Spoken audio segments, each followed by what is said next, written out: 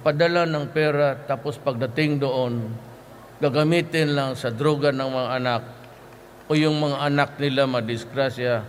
Hindi naman tayo mayaman lahat. Papadala ka, they continue to commute in public conveyances. Magsakay sila, hold upin sila. Pagbaba nila, maraming istambay sa kanto, hihingi ng pera, pilitin Kaya nung mayor ako, ang Davao maganda, sinabi ko kasi, do not destroy my city. Do not destroy the lives of our young people. They will be our tomorrow. Kasi kami mahirap lang. Hindi tayo bilyonaryo o milyonaryo na pag matanda na kayo, ang anak natin ang magbili ng medisina natin. Yun ang susubo sa lugaw mo. Yun ang magbili ng pag sirain mo, saan kami pupunta?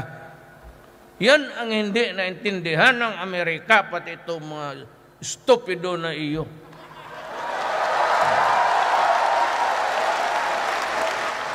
Who will take care of us when you are young, when you are old? When you cannot work together and you are sick and you are 85 years old. At saka yung mga anong makukuha na ninyo, makabili kayo ng bahay, you are forced to mortgage just to buy the medicine for your mother and father. Kaya iyan ang rage ko.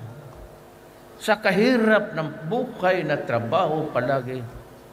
Tapos ganunin ninyo ang Pilipino. Hindi nila naintindihan, we have 4 million drug addicts. At I really do not know how many of them are out of their minds already. Because long-term use of shabu shrinks the brain of a person.